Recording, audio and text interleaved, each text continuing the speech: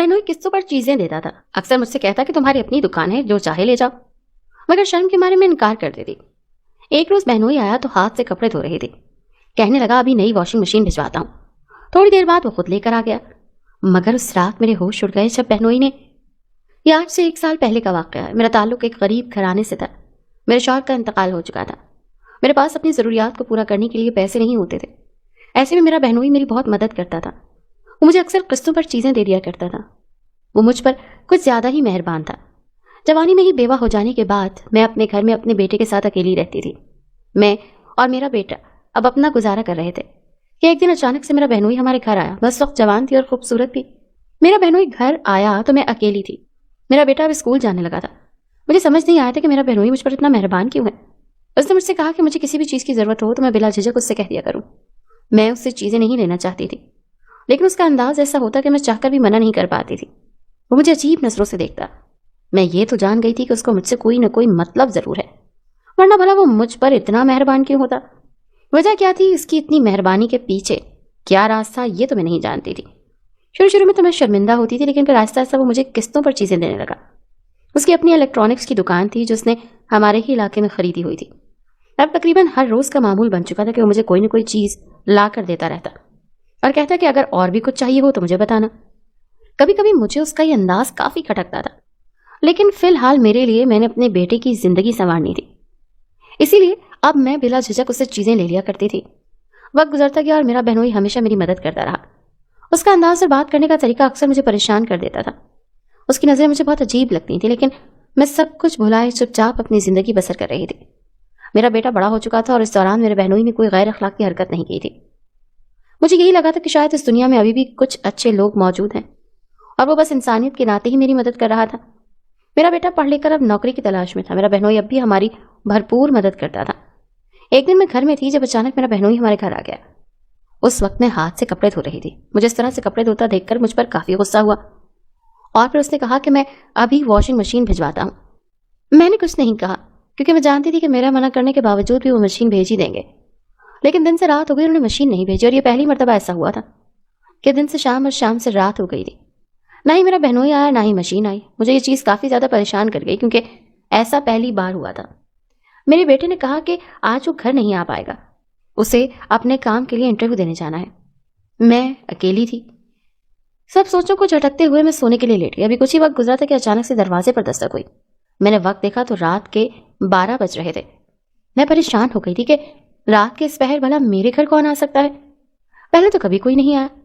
मैंने डरते डरते दरवाज़ा खोला तो मेरा बहनोई दरवाजे पर खड़ा था और साथ में एक वॉशिंग मशीन के साथ साथ ड्रायर मशीन भी थी।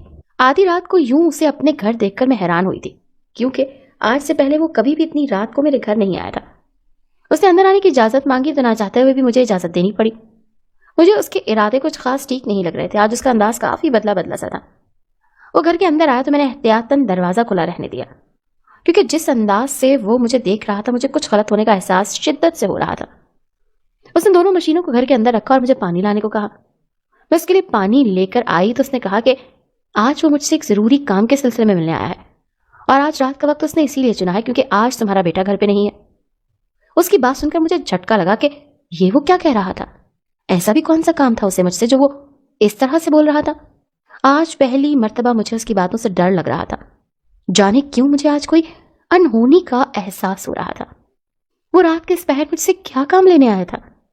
बहुत सी सोचें थी जो दिमाग में चल रही थी। मुझे आज पहली मर्तबा अपने बहनोई से और उसकी अजीब और गरीब बातों से डर लग रहा था। और फिर उसने मुझसे कहा कि अगर मैं राजी होंगी तो ही वो करेगा जो वो कहने और करने आया है।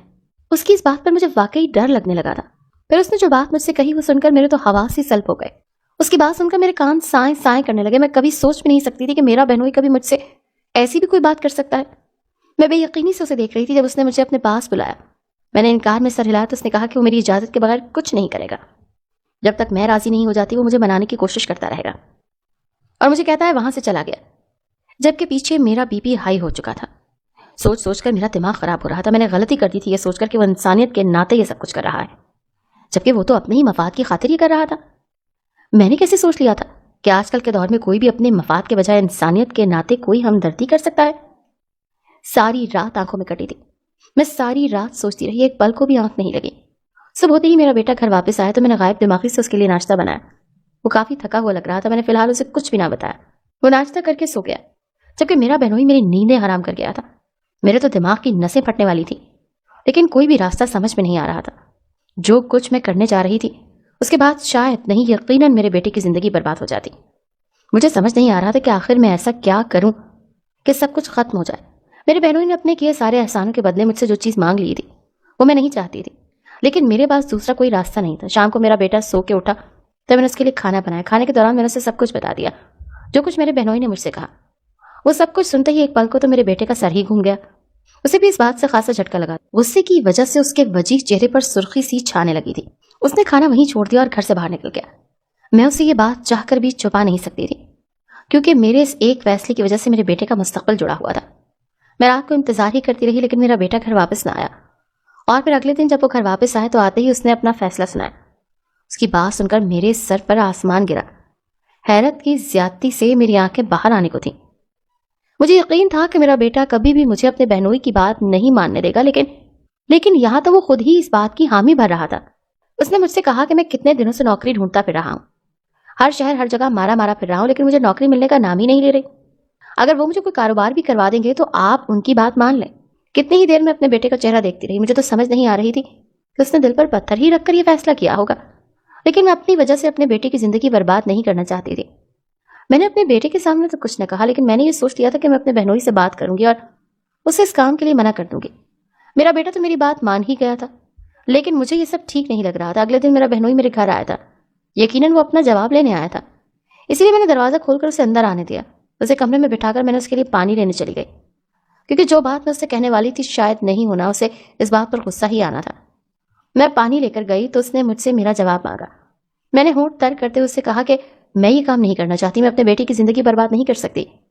میری بات سن کر وہ مسکرانے لگا. پھر اس نے کہا کہ اگر میں نے اس کی بات نہیں مانی تو میرا بیٹا ہمیشہ ہی نوکری کی تلاش میں بھٹکتا رہے گا. میں نے حیرانگی سے اسے دیکھا. وہ مجھے بہت عجیب نظروں سے گھور رہا تھا. میں نے اسے صاف الفاظوں میں منع کیا تھا لیکن وہ تو مجھے سیدھا سیدھا دھمکانے پر اتر آیا تھا. اس نے کہا کہ اگر میں اس کی بات مان لوں تو وہ مجھے اور میرے بیٹے کو ایک اچھی زندگی دے سکتا ہے.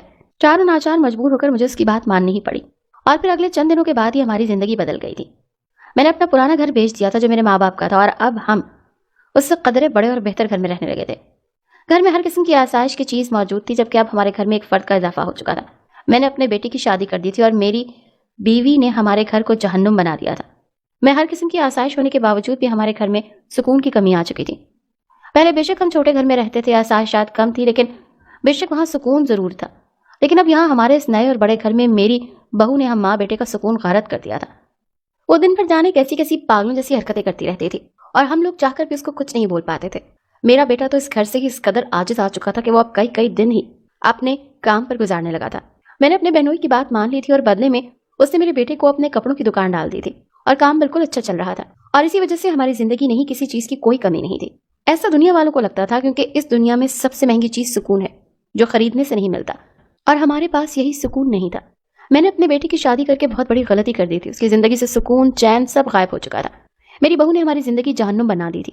آج میں نے صبح ناشتہ بنایا جو میری بہو کو پسند نہیں آیا اور اس نے ناشتے کی ٹیبل ہی الٹا دی. گھر میں دو نوکرانیاں تھیں لیکن وہ بھی اس سے بے حد عاجز آ چکی تھی. میں جو بھی نوکرانی گھر میں رکھتی میری بہو نے تگنی کا ناش نچا دیتی اور وہ کام چھوڑ دیتی. آج بھی وہ دونوں نوکرانیاں جانے کا کہہ رہی تھی. بڑی مشکل سے ترلے منتیں کرنے کے بعد وہ لوگ رکنے کے لیے مانی تھی. میرا بیٹا 2 دن سے گیا ہوا تھا اور اب تک گھر واپس نہیں آیا تھا. اس بات پر بھی میری بہو نے گھر میں شور مچا رکھا تھا لیکن میں اسے یہ بات کیسے سمجھاتی کہ اس کے اسی شور شرابے اور اس کی انہی حرکتوں کی وجہ سے اس کا شوہر اس سے دور ہوتا جا رہا ہے. بڑی مشکل سے نوکرانیوں سے گھر صاف کروانے کے بعد میں نے ان کی چھٹی لی اور اپنے کمرے میں آ کر لیٹ گئی. اتنا کام تو میرے چھوٹے سے گھر میں بھی نہیں ہوتا تھا جتنا کام یہاں ہوتا تھا. ابھی میں لیٹی ہی تھی کہ مجھے کچھ ٹوٹنے کی آواز آئی. مجھے یقین تھا کہ یہ میری بہو کی کارستانی ہے لیکن اس وقت میں اتنا تھک چکی تھی کہ میں چاہ کر بھی اٹھ کر باہر نہیں جا سکتی تھی. لیٹے لیٹے ہی مجھے وہ دن یاد آ گیا جب میں نے اس مصیبت نے اپنی بہو کو گلے ڈالا تھا. مجھے اپنی اور اپنے بہنوئی کی باتیں یاد آئیں. اس رات میرے بہنوئی نے مجھ سے میرے بیٹے اور اپنی بیٹی کی شادی کی بات کی تھی لیکن میں نے اس کی بیٹی سے شادی سے انکار کر دیا تھا کیونکہ میں جانتی تھی کہ وہ ایک آسائشوں میں پلی بڑی لڑکی ہے اور وہ ہمارے غریب خانے پر نہیں رہ پائے گی. میں نے اپنے بیٹے سے بھی اس سلسلے میں بات کی تھی. پہلے تو اسے بھی بہت غصہ آیا تھا لیکن پھر اس نے بھی گھٹنے ٹیک دیے. کتنا پڑھا لکھا ہونے کے باوجود بھی اسے کہیں نوکری نہیں مل رہی تھی. اسی لیے ہم لوگوں نے نہ چاہتے ہوئے بھی اس کی یعنی میرے بہنوئی کی بات مان لی تھی۔ میرے بہنوئی نے مجھے اسی رات بتا دیا تھا کہ اس کی بیٹی اب نارمل ہے، لیکن میرے بیٹے کو اپنا مستقبل بنانا تھا، تو بس اسی لیے ہم نے ان دونوں کی شادی کر دی تھی۔ لیکن جس دن سے اس لڑکی نے ہمارے گھر میں قدم رکھا تھا، اس نے ہمارے گھر کو جنت سے جہنم بنا دیا تھا۔ ہم لوگ چاہ کر بھی اسے کچھ کہہ نہیں پاتے تھے، کیونکہ جن آسائشات بھری زندگی کی ہم محض خواہش کر سکتے تھے، میرے بہنوئی کی وجہ سے ہم لوگ وہ زندگی بسر کر رہے تھے۔ مجھے سمجھ نہیں آ رہا تھا کہ آخر یہ فیصلہ درست تھا یا غلط، لیکن اب تک تو یہ فیصلہ ہمارے حق میں غلط ہی ثابت ہوا تھا۔ میری بہو کا رویہ بہت عجیب سا تھا، کبھی وہ بالکل نارمل لگتی اور کبھی تو اس کی حالت دیکھ کر ہم ماں بیٹا ڈر جاتے تھے۔ چیزیں ٹوٹنے کی آوازیں مسلسل آ رہی تھیں، جب اچانک سے مجھے تھپڑ کی آواز سنائی دی۔ میں نے جھٹکے سے اٹھ کر دروازہ کھولا تو میرا بیٹا اور بہو آپس میں لڑ رہے تھے، اور آج ہم پر ایک نیا راز واضح ہوا تھا جب میری بہو نے بھی ایک زوردار تھپڑ میرے بیٹے کے منہ پر مارا، اور ساتھ ہی ساتھ اس نے جو انکشاف کیا وہ جان کر ہمارے پیروں تلے سے زمین نکل گئی۔ اس نے کہا تھا کہ وہ اب نارمل نہیں بلکہ وہ اتنے عرصے سے ہمیں جانچ رہی تھی، وہ ہمارا امتحان لے رہی تھی، اور ہم لوگ اس امتحان میں بری طرح ناکام ہوئے تھے۔ اس نے فوراً میرے بہنوئی کو فون کیا اور سب کچھ بتا دیا، جبکہ مجھے اور میرے بیٹے کو واقعی اپنے کیے پر شرمندگی تھی، کیونکہ ہم لوگوں نے اپنے مفاد کے لیے ایک معصوم کا استعمال کیا تھا۔ بے شک وہ ایک اب نارمل لڑکی تھی، لیکن اگر ہم چاہتے تو وہ نارمل ہو سکتی تھی، لیکن ہم لوگوں نے اسے پیار اور محبت دینے کے بجائے ہمیشہ اسے سر درد ہی کہا تھا۔ کچھ ہی دیر کے بعد میرا بہنوئی بھی وہاں پر پہنچ چکا تھا۔ میری بہو نے مجھے اور میرے بیٹے کو ایک موقع دینے کا فیصلہ کیا۔ ہم نے ان دونوں سے معافی مانگی اور پھر ہم لوگ ایک پرسکون زندگی گزارنے لگے۔